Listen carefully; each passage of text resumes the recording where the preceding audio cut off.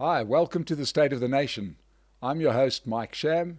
With me today is journalist and opinion piece writer and television news host, our favorite, Mr. Stephen Grootes. Stephen, welcome back to the State of the Nation. Mike, thanks so much. And once again, thanks for fitting us into the crazy schedule. Stephen, let's dive straight in. You've just recently written an opinion piece around the potential situation should Vladimir Putin come to South Africa. Would we arrest him as a signatory to the Rome Statute and a member of the ICC? It's quite a complex issue, isn't it? It's unbelievably complex, Mike, and I think one of the things that's happened, and it worries me a little bit, is that we've all got caught up in the emotion. And I always make the point that South Africans have complex identities. You have different elements of your identity. And in a way, you see Alan Winde, the Western Cape Premier, making, I thought, an astonishing claim that, if Putin were to arrive in the Western Cape, his LEAP officers with powers granted on them by the city of Cape Town would, arrest Putin. I mean, it's not going to happen. Yeah. I must just point out, before we even go any further, that, as has been pointed out by many people, no head of state has ever been arrested by another head of state. I mean, in another country. I mean, the result of that is war. Let's just be clear, okay? Yeah. So that's the one thing. The second thing is that some of the statements on the other side are mad. It goes both ways. People refer to NATO as terrorists. Now, I mean, if you look at what happened in Iraq and the US, you could maybe say, well, look, the US is guilty of terrorist atrocities in that invasion 20 years ago. But what worries me more is that the middle ground for rationality is sort of disappearing. And both sides, there's more than two sides, have given up trying to convince the other. They're not no one's trying to convince anyone anymore. There's no persuasion. There's no appeal to rationality. It's all just name-calling and whataboutism and shouting and screaming. And I think we can do better than that. Well, I'd like to hope that we can. And so the reason I wrote that piece is to try and point that out. That I think Alan Winde's claim is absurd. Yeah. I think that Malema's claim that we will fetch Putin and take him to the airport when he's done also doesn't make sense. And so where's the middle ground in this? And the middle ground, to my point, is it is entirely rational to demand that people face justice no matter who they are and where they are. To me, that's rational. That's a good thing. But nationalism is a strong emotion. And we've seen the United States fall prey to that. We see some of our politicians fall prey to that. So to try and find out what's really going on. And then, it's important also to point out that we're arguing about nothing. Because Putin's not going to come. He's not going to come. And it's not because of us, not because of the International Criminal Court. It's just too far away while his country's at war. Yeah, and he's just quite simply not. So it's turned into the ideological argument, which the whole Russian invasion of Ukraine has turned into. Yes. Right, and do you have looking at that? I recently sat down with the Ukrainian ambassador to speak about it, and obviously you're getting the Ukrainian view, and everybody. This has become the ultimate war around information and disinformation. Sure. We do understand it, but you have that happened 20 years ago too, by the way, in the invasion of Iraq. Exactly the same thing happened. It happens in every war, doesn't it? But the bottom line here is that we have a situation where a country has violated another sovereign country's, borders and has killed civilians and done a whole lot of things that feel quite unnecessary. Yeah. The South African government's initial response, Naledi Pandor, came out the day after the invasion, condemning the invasion, and then you could still smell the rubber burning as she did the U-turn. As the government of South Africa has chosen this very odd line. Do you have a better sense of the line that the ANC government has taken on this? It's messy, hey? Yeah. I mean, because even in the last few days, Mo Sheikh, our ambassador to Canada, has said again, repeated that condemnation of Russia's invasion. Said we respect sovereignty, in a way quoting Pandor's first statement. Yes. And she has said that Russia is a friend to South Africa. And there are a couple of things that I think we need to look at. The first is we need to try and make a distinction between what is said and what is done. Now, that's difficult. And then diplomacy is often the art of prolonging a crisis, because the end of the crisis is war. So you want to prolong a crisis. Sometimes the art of trying to convince people of things. Sometimes just what diplomats need to do is just delay things. That's all they need to do. That's their job. And I think that's a difficult job. And I pay tribute to people who do it well. It can be very important, even though often everyone comes away feeling frustrated. I think we must not forget that, to my mind, and I've written this, that the ANC's position on Russia and Ukraine is informed as much as it is by Russia by its relationship with the United States.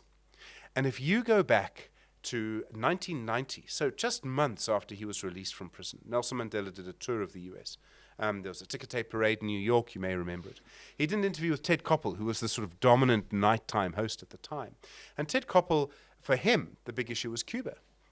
Because in the United States, particularly then, and to an extent now, Cuba is, just wrong for them. Like, that's a big issue, not for us. Thank goodness for the cigar smokers. But Mandela said then, and he lectured Ted Koppel. He took him on. And I think Ted Koppel didn't realize the politician he was dealing with when he took on Mandela, because he said, we're not going to move away from our friends.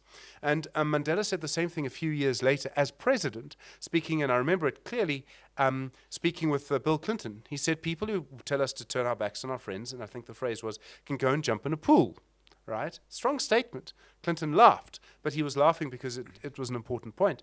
And so if you're from the ANC, and you remember in 1986 when Reagan vetoed sanctions against South Africa, if you remember the effort it took, Pik Botha was asked to phone Republican senators to vote against the sanctions.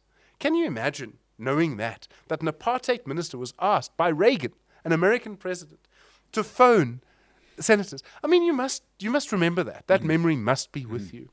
And then you think of what the Russians did for you. Well, if you were Manto Shabalala Mzimang and you had to walk, I mean, she's no longer with us, but you had to walk from South Africa to Tanzania, and only then did you receive help, and only then could you go to Russia. If you have the Rabkin family, where, the mother had to give birth in Pollsmoor to their daughter, and then their father was allowed an exit visa to take his daughter, literally a day old, and fly to Russia, well, who are you going to think of? So that's one of the reasons that this is complicated. But, Mike, it's made even more complicated. The ANC is really a progressive party. By a progressive party, they want to make life better for people, and particularly poor people. That's why our tax is progressive. Rich people pay more to help poor people. And the Patriotic Union, or the main political party in Russia, Putin's party, is not progressive. It's conservative. It's anti-gay. It's pro-religion, a particular strand of religion, all of those things. So there's a lot to this. And we could go on forever discussing the contradictions. In the end, we kind of are where we are. And I think if you want to look at the ANC's position, you must look at its relationship with the West as much as we look at its relationship with Russia. Yeah, it seems like this has given opportunities like this, because this is not necessarily the first bus that's come past this particular bus stop. No ways. But it gives everybody the opportunity to reopen that war that they feel, or that particular door that they feel wasn't locked properly, or resolved properly.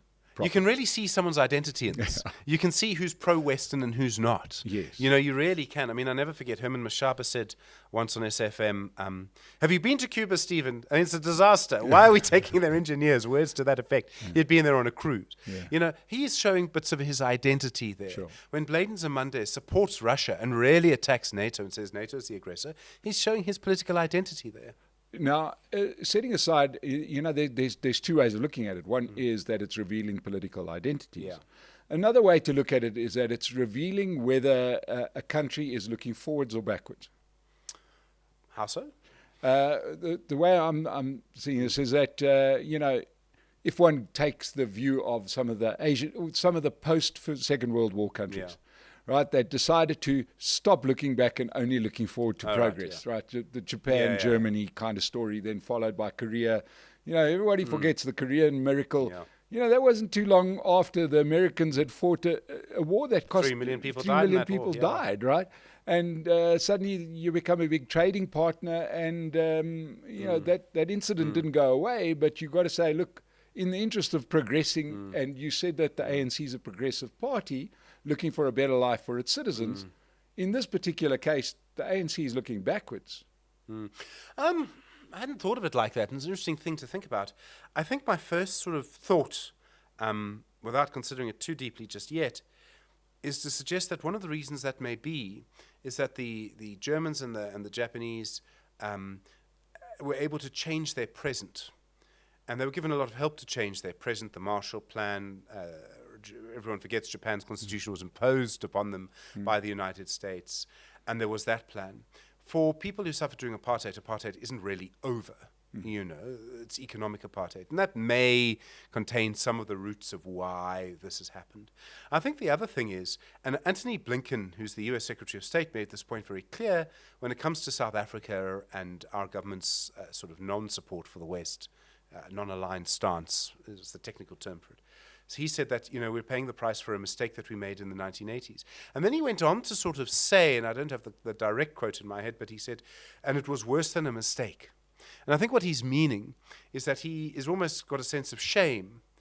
And I'm not surprised about this, that Democrats in the United States, by which I mean members of the Democratic Party now, are ashamed of what their government did and what Reagan did in the 1980s.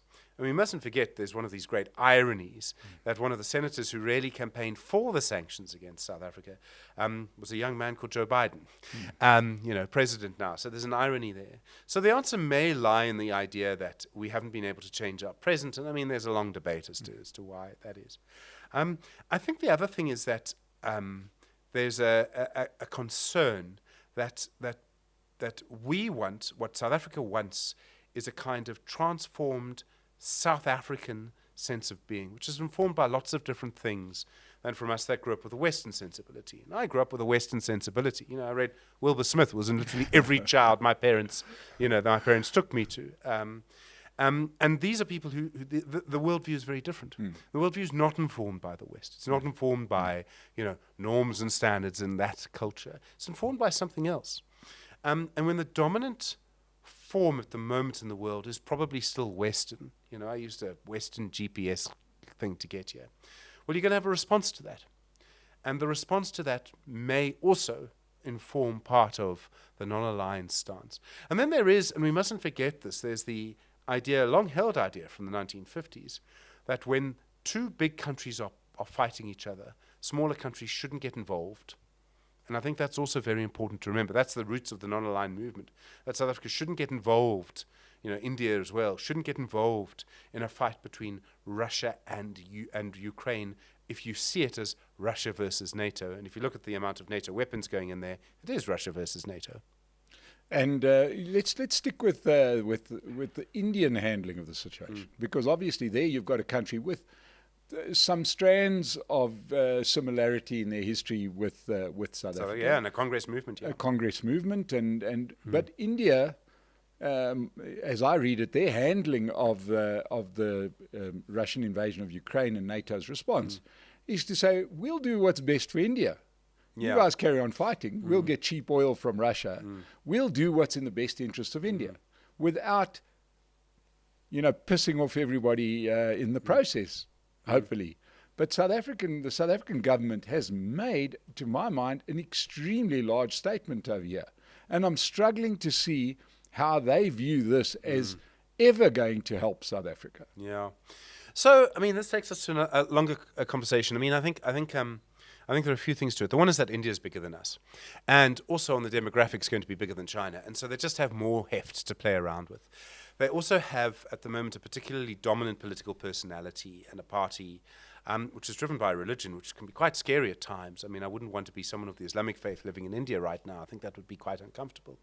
And so they're able to make quite quick decisions and stick to them. It's unlike here. India is a noisy democracy, but so are we. We may, in some ways, be harder to govern for various reasons, because everyone takes government to court all the time. Look, everyone wins when they do that, so maybe that's the problem. So I think there are a whole different set of things to it. The other, where this takes us to, is a conversation around whether your foreign policy is for sale. So do you only do things because that's what your trading partners want you to do? Now, there are arguments to that, because you can say to the chicken farmer who employs 100 people, who benefits from the AGOA project, the AGOA system in the States, to say, look, we're going to do this so that your people stay employed. Now, that your people and their families might be very grateful, but you are giving away, I mean, how far do you go Would you support the United States against Russia? Would you support the United States invading Iraq for a second time? Where do you stop? Is everything for sale or just some of it? And one of the things diplomats try to do is to sort of skate over this, right? And maybe South Africa is battling a little to skate over it. Don't get me wrong. I'm not saying that South Africa's stance is right or wrong. I'm just trying to understand it as much as I can. And I think that, the idea of your foreign policy being for sale is also quite scary. Because who knows where that ends? If China's richer than the United States, should we sell our foreign policy to China rather than NATO countries? Do you see what I mean? So you do need to take that into cognizance. You do need to think that through as well. Look, I mean, there's obviously many countries that moved from that non-aligned position to an aligned position. Yeah. One thinks, and in different strands and in different ways too. And sometimes it was culturally easier. And the idea that springs to mind, I keep on having to pinch myself to remember that there was a time, and I'll link it to things that I know quite well, which is cricket. Yeah. There was a time when South Africa could buy Australia's best cricketers. Yeah. That, in rebel tours to come here. And the reason was that the Australian economy was so weak. Right, compared to the South African economy. And if you roll forward to the 1991 series when we visited India as our first international series, where we had to pay for everything and all the advertising in the Indian stadiums were from South African countries. And India couldn't even successfully broadcast the cricket here because they just didn't have the capability. Because India were doing what we are currently doing. Yeah. Now the roles are reversed. Those countries have aligned as trading partners. As you say, India is a noisy place and it has created standing for itself just on the sheer size of its economy. But South Africa has done the exact opposite. We stood on our principles but killed our economy. I don't know about that. I don't know if I'd link the two that strongly. I think what happened in India is that I would link it very strongly. I would say that in India, their population grew quite dramatically and the economy grew quite dramatically for lots of different reasons. There was a weakening of what's often called the license Raj in India. Yes. There was a change in economic policy. But those aren't small things, Stephen. Those are massive things. Yes, but they've got nothing to do with foreign policy. Well, they have to do with doing what's best for your citizens, which ultimately, it's all. Yeah. I'm saying you can't sort of say, well, this happened. Those are massive issues. But I don't think India's economy grew so dramatically and now shrank because India's supporting NATO and we're not, if you see what I mean. Yeah. Like a lot of things happen in our economy and a lot of things happen in the Indian economy. But India's population and therefore its economy has grown just so dramatically. In one sort of 5-year, 10-year period, they lifted 200 million people out of poverty. It's almost on a par with China. I would say a few things. The one is that Ibrahim Patel's coming from a particular ideology. As a South African minister, what he's doing is what he believes is best. And our economy is over-concentrated. There can be almost no doubt about that. I think it's incredibly controversial to say to black investors who've bought into Burger King with the Grand Parade investments that you can't sell unless you sell it to another black investor, because that kills their value. And some of them that I heard from were furious. They were absolutely furious. But what Patel is trying to do is also break up, using the Competition Commission, the sort of concentration in the economy. And our economy in the 1980s may have been strong only for some people, but it was also over-concentrated. Anglo-American owned almost everything on the JSE because there was nothing left to buy, So there are lots of different things to it. But I would be very careful about tying what happened at India's economy and our economy to a sort of global stance. India and South Africa is sort of, South Africa now tend to also be non-aligned a lot of the time. Yeah, but there's certain policy moves that some of those countries, and I, in similar vein, mentioned Australia. But what you have, and I do understand culturally, probably easier for Australia to do what they've done. But in all of these countries, there's a lot of commonality. Yeah. Right. Regardless of foreign policy, I'm talking about domestic policy. There's been a liberalization of their economy. Look, I do not think that concentration is a good thing. But all I do know is that the more politicians get involved in economics, the more concentration you're going to see. And you look at any country that has less intervention in the economy, is the economies that have greater small business growth. Yeah. And I'd say that as somebody that's worked for big business and run small business, right? And I do know that what we've got at the moment is terribly anti-small business. And almost every time the government tries to break down the concentration, the net effect is to do exactly the opposite. Okay. So when you have government intervention in an economy, I think that so it depends. So for example, I've been reading a lot about the concentration in the American economy and the populists and the first Roosevelt in the United States. So talking about 1904, just a couple of companies, oil companies and railway companies controlled everything. Yes. The railway companies were able to control everything because they controlled transport, and that allowed them to buy up everything else. And how difficult it was. That required strong government intervention, and I would suggest that the United States would not be the economy it is today if it hadn't been for what Roosevelt and the other political forces at the time did.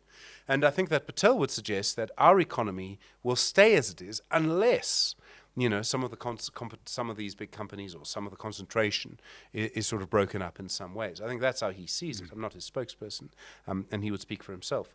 But I think that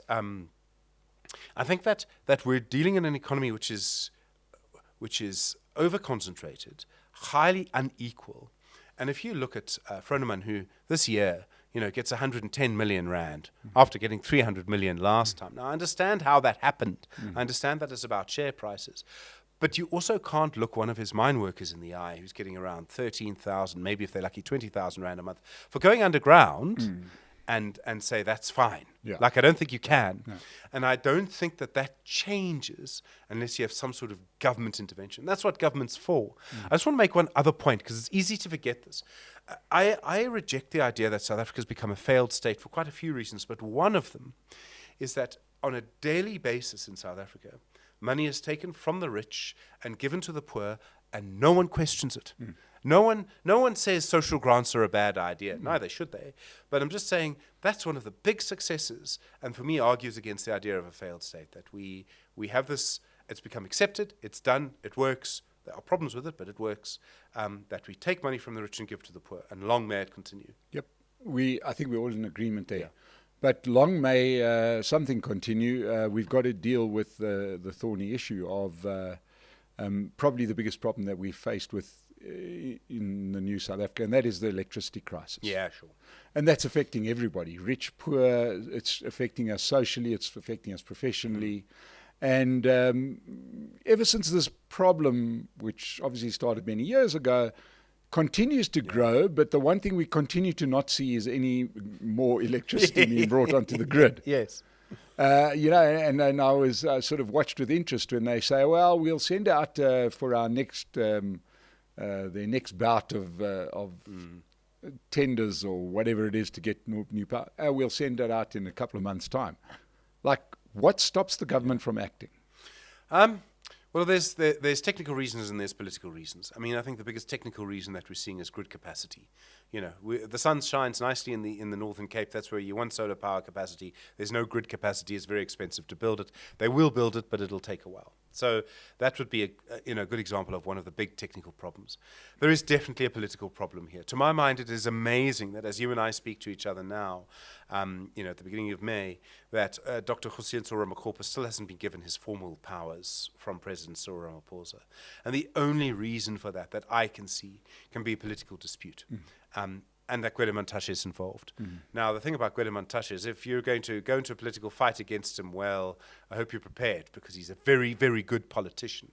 I'm sure you disagree with lots of his politics. Yeah, he's a good politician. He's a good politician. If one says that a good politician is there to protect himself. Well, he's not a good politician if you're saying a good politician makes the country better for its citizens. Sure, but he's a well-equipped politician. Is what I mean. No, is he's that a well-equipped human being. He's a fighter, sure. Yeah. But I wouldn't rate him as a great politician. Anyway, I think the point stands. So the point is, it is amazing to me that Ramaphosa hasn't got his powers, and that points to just part of the political nature of the crisis. There are too many different committees and things. I don't think they necessarily step over each other, but it seems to me that there's too many different people trying to do too many different things, and they contradict each other.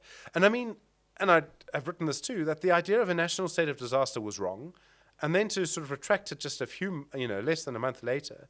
I mean, if you look at the timeline of that, it's announced the 9th of February that you'd have a state of the disaster. The regulations only come at the end of February. So it didn't really mean anything. 36 days later, you cancel the whole thing. Well, what did you do in 36 days? You did nothing. So that points to that's just one symptom of the problem. Now, I must just make a few other points. The one is that the electricity transition around the world is difficult. I mean, I spoke to someone who'd done I think a master's or a PhD thesis on this about coal mining in Germany in the last 10 years, as they've all moved to solar power in Germany. I mean, and she said it had actually been far more traumatic for the German society than people realized. That outsiders realize. So when we're trying to do that transition, it's going to be traumatic for us too. When you're trying to do it in the crisis that we're in, it's even worse. So you put that's the sort of outside view. These are the sort of high-level problems. And then you've got the politics of it. And I think you have a president who can't control his party or is indecisive or both. I mean, I think there can be no doubt that those things must be true. You've got too many sort of people involved now with Pravin Gordhan as the public enterprises, the Minister of Energy as Gwede Mantashe, and his own particular views on coal, etc. And then you've also got Kgosientsho Ramokgopa. And for a while, you also had what seemed to almost be a sort of fourth person, not at ministerial level, but certainly making decisions in Andre de Ruyter. Now, I don't know who's going to take over his job as CEO of Eskom. I can tell you it's not going to be me. So I think what you have is a real political mess. Now, governments get themselves into political messes at a time of intense stress. It's also a function of, different strands in the ANC. If you look at the ANC policy on the green transition, the renewable energy, it's far greener than sort of what Mantashe says. He's shouted at me for saying that, but I think that it is, in my assessment. And so I think the problem is, you've got all of those problems on top of each other, and that creates this sort of mess. How would you resolve it? Well, to resolve the technical issues, you need better politics. You need more direct, you need more decisive politics. It almost doesn't matter which direction we go in. We need to go in a direction now. I mean, for me, that direction probably is renewable energy. I wouldn't build more coal. I would make the coal that we have work, but I wouldn't build more coal. And I think that the problem there is that you have too many different politicians trying to do too many different things. Well, it seems the role of Ramokgopa seems to me to be quite clear. It feels to me that he was brought in by, the cozy triumvirate of Ramaphosa, Mantashe, and Pravin Gordhan, of having somebody else that's obvious that's ultimately going to get blamed, right? You bring the guy in because I mean, in essence, all he's done is, to my mind, has assumed what de Ruyter's role was. Kind of spokesman-y, photo opportunity guy that puts on a hard hat every now and again and goes to a plant and says things are going to come right, but does nothing. Well, I mean, it's possible that people are looking for someone else to blame. It's quite a cynical interpretation of it. One of the risks, if you do that, if you're a Mantashe or Gordhan and what you say is true, is that the person has a very big platform and they can use that platform. Politics, a platform matters. So Ramokgopa last week at the end, just before the long weekend in a game this week, has said that there'll be a rolling open bid window for 15,000 megawatts of renewable electricity, right? Which is a lot. That's massive. Yeah. I mean, it's an incredible amount of electricity. It's more than the nuclear power station we were going to get. Yeah. No, it's huge. And difficult to do, but that's probably the only solution. Okay, so he has no power, but he said it. So now, government's in a position where it may have to happen just because he said it. So he has no formal power. He's a good politician, by which I mean he's an able politician. And so what he's done is he's using his platform. Now, this is the risk. If what you say is true, I'm not convinced that it is, but if what you say is true, Mantashe and Gordhan have given someone a huge platform who's going to do every interview there is. He's very good at it, but everyone's going to take him on. Everyone's going to give him a chance, a platform. You should invite him, and he's going to say things like he said, like we should have these 15,000 megawatt rolling bid window, and that suddenly means that wherever Mantashe or Gordhan go, everyone's going to say, well, where's our 15,000 megawatts, and then they're going to be blamed for it. So what I'm saying is that to appoint a new person just so you can blame them, if you appoint someone like Ramokgopa, well, it can backfire. Yeah, although they've been blamed for it anyway, sure. And they've managed to deflect it, and now they've got this guy, much like they've done with Andre de Ruyter, is to say, listen, the guy was a failed CEO.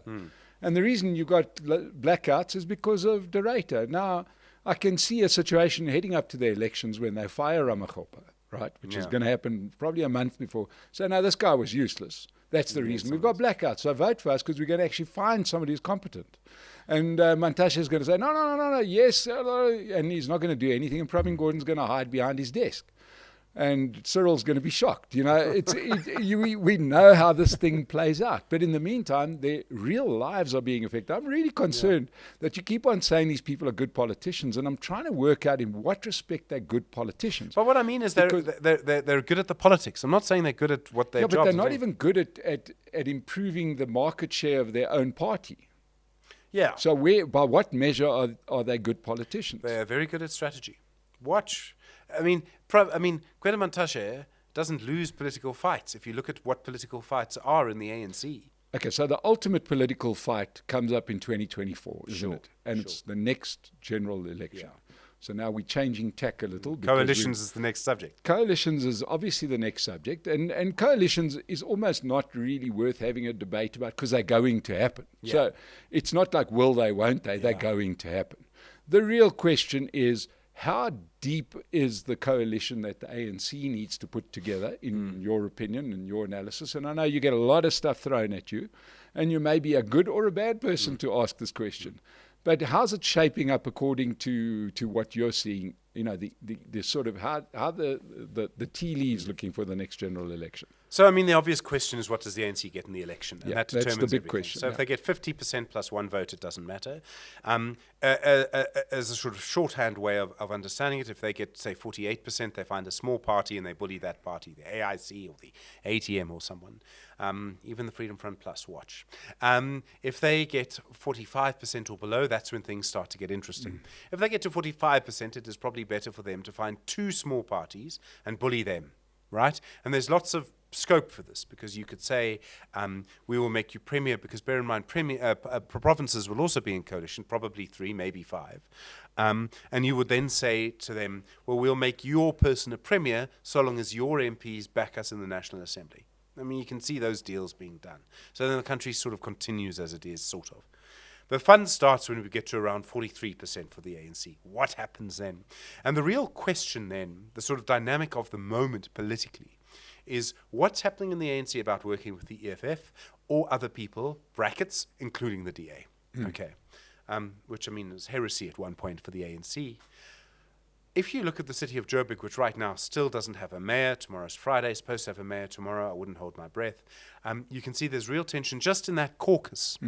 So some people in the caucus in Joburg seem to want to vote for a small party. Some people say, no, we want our own person in, because the ANC's taken a policy decision that the party with the highest number of votes should always have the mayor, which most people probably feel is more democratic than any other option. There are reasons that can be difficult, but they probably think it's more democratic, certainly than having someone from El Jamar, you know. Okay. So then, what's happening with the dynamic around who the ANC wants to work with? Well, Fikile Mbalula, the Secretary General, said last week that the ANC will work with the EFF. But the head of the Veterans League of the ANC, the convener, Snuki Zikalala, says we shouldn't work with the EFF, the ANC shouldn't work with the EFF because they're done. He thinks they've lost momentum. And that the DA, apart from race, is the party that we should work with.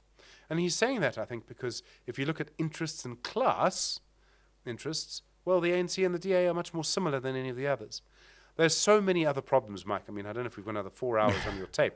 But so with this thing, for the ANC to work with the EFF has problems. Firstly, is the EFF still going to campaign against Ramaphosa? And if you're then Ramaphosa, aren't you going to say, well, I'm not going to work with you. Why should I? If the EFF doesn't work against Ramaphosa, why vote for them? Okay, so then there's that. That takes us to other problems. And I think the real issue is that within the ANC, I think the split on this issue is much bigger and more complex than is often looked at. So to me, there's two questions that come up. And one is this the election? And I know we've been holding our breath since 1994, but is this election the election where the gloss, the appeal of these tiny parties disappears for good? I think, okay. Because that could have real impact, couldn't it? Yeah. So it depends which tiny parties. Yes. So there's a bigger process underway at the moment. And one of them is around elements of political identity, which we may have discussed in the past. That in the past, your political identity really was based around what race you were and whether you'd been advantaged or disadvantaged under apartheid. And one group of people largely, it's an oversimplification, voted for the ANC and one voted for the DA. right? Now that's all changed. Afrikaans people are moving from the DA to the Freedom Front Plus. Some Zulu people who grew up speaking Zulu voted for the IFP in the early 90s, then the ANC, and are now moving back to the IFP.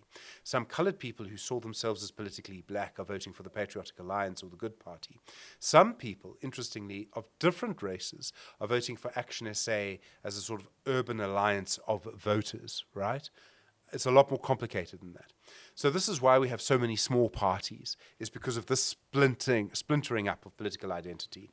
And political identities change, you know. Someone could go through life not really thinking very much about rights for gay and lesbian people.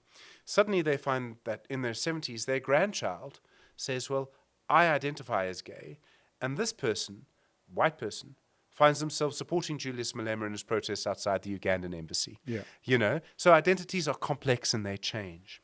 And this is one of the things that's happened in the Western world, is the idea of politics as left versus right has been broken up by social media, by other things. In our country, we have our own sort of process which is happening. So to say small parties will disappear, I don't think will happen. I do think that smaller parties, we're likely to see more and more of them. But I think your point goes to a much bigger question. Well, it's not a bigger question. It's a very important question, which is that do small parties who misbehave get punished? Yes. So does El Jamar get punished for giving Joburg, us in Joburg, to Pello Ahmad? Does the Patriotic Alliance get punished by voters for simply going back and forth all the time? If voters don't punish parties for behaving badly, we're in real trouble. Yeah. Let me be clear, real trouble. If Gayton McKenzie one day gets to be the mayor of Joburg by behaving badly, by behaving as the Patriotic Alliance did in Nelson Mandela Bay, we're in real trouble because then our politics is just going to go back and forth. And it won't just be them, by the way. It'll be other parties too. And what will happen is, now here's the nightmare scenario when it comes to coalitions, is that more and more people get turned off politics, and so fewer people vote, which means that for smaller parties it's easier to get into councils and parliament because you need fewer votes to do it. Do you see what I mean? Yep. And so someone like Colleen Makubele, who got, one award in Cope, that got 1 seat in Joburg, but plays the 3 seats in Joburg, I think it is, but plays this role of swapping sides. That suddenly becomes a very real thing, not just for her, but for lots of other parties.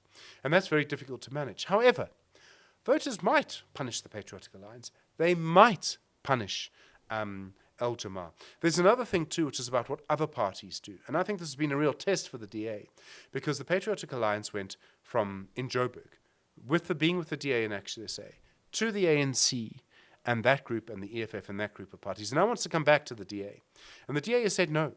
And I think that's a difficult decision for them. They're giving up being mayor again in Joburg, back to Mpopalatse.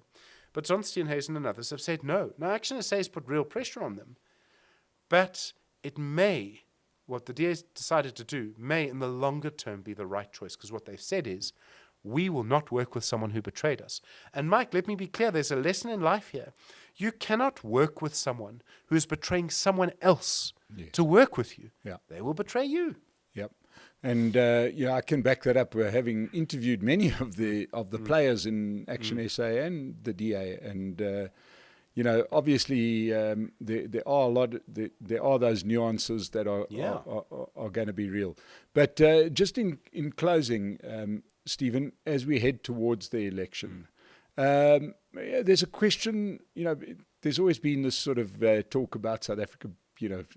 What's this ticking time bomb? I hate that statement, right? Yeah.